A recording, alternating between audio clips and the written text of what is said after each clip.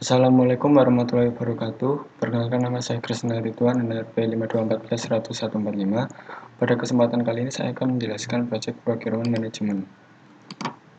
Nah, Project Procurement Management adalah proses mengadakan produk, layanan, atau hasil yang dibutuhkan dari luar tim proyek. Jadi, pada saat ada suatu saat di mana tim proyek itu membutuhkan sebuah layanan atau produk yang tidak bisa diinisiasi dari dalam tim proyek itu, melainkan dia harus meminta dari luar proyek seperti vendor. Nah, output yang dihasilkan ini bisa berupa RFP, Request for Proposal, yaitu dokumen yang dibuat untuk saat proses pertama kali mengadakan procurement management, kemudian procurement management plan, apa saja yang akan dibutuhkan, yang akan dilakukan untuk procurement ini, kemudian contract statement of work menjelaskan bagaimana proyek ini dijalankan dan mengapa membutuhkan barang-barang yang dicatat di procurement management, kemudian contract agreement, persetujuan antara vendor yang dimintai request procurement dengan kita. Nah, tahapan dalam manajemen pengadaan ini ada 4, yaitu plan procurement management, conduct procurement, control procurement, serta close procurement. Yang pertama adalah plan procurement management. Pada tahap ini kita akan mencatat semua kebutuhan dan bagaimana proses pengadaannya.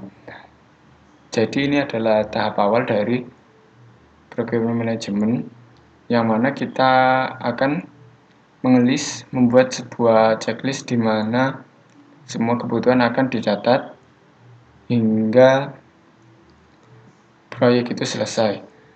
Input yang dibutuhkan adalah PMP, Requirement Documentation, Risk Register, dan lain-lain. Kemudian outputnya ini berupa Procurement Management Plan, Procurement Statement of Work, Procurement Document, Source Selection Criteria, Make or Buy Decision, Change Request, serta Project Document Update. Kemudian yang kedua adalah Conduct Procurement. Dalam proses ini kita akan menggambarkan kebutuhan produk atau service yang diperlukan. Bisa digambarkan dalam RFP, kriteria evaluasi, dan SOW. Nah, jadi kita bisa menggambarkan kebutuhan yang kita butuhkan dalam proyek itu dalam bentuk RFP. Jadi, kita dalam proposal itu nantinya kita akan menulis mengapa kita membutuhkan barang ini untuk mengerjakan proyek ini. Kemudian inputnya bisa dilihat sebagai berikut: procurement management plan, procurement document, source selection criteria, dan lain-lain. Kemudian akan menghasilkan dokumen change request. Change request ini karena dalam sebuah proyek kebutuhan itu bisa berubah-ubah.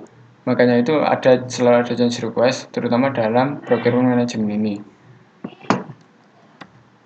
Kemudian control procurement. Control procurement ini adalah pengelolaan kebutuhan dan hubungan antar kebutuhan tersebut yang digunakan untuk pengerjaan proyek, mengawasi performa kontrak. Nah, setelah kebutuhan itu didaftarkan, di list semua, kemudian semua requirement sudah tersedia untuk proyek, misalnya kita melakukan controlling. Apakah kebutuhan yang sudah dipesan itu, sudah sampai itu, digunakan dengan benar atau tidak? Bagaimana? Jadi itu digunakan untuk mengawasi performa juga, performa dari proyek yang sedang kita jalankan.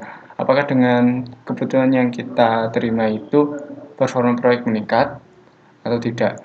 Inputnya berupa project management plan, procurement document, agreement, approve change request, work performance report, serta work performance data.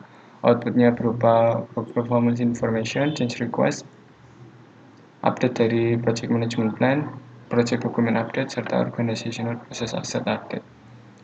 Dan yang terakhir adalah close procurement.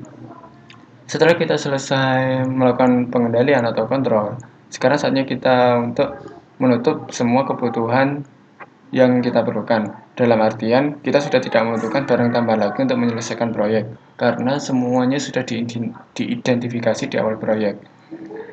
Jadi, setelah kita melakukan close procurement, kita tidak bisa melakukan pengadaan lagi. Nah, inputnya ini berupa project management plan, procurement document, kemudian outputnya berupa close procurement, serta organizational process asset update. Jadi seperti itu yang bisa saya jelaskan. Untuk kurang lebihnya saya mohon maaf. Wassalamualaikum warahmatullahi wabarakatuh.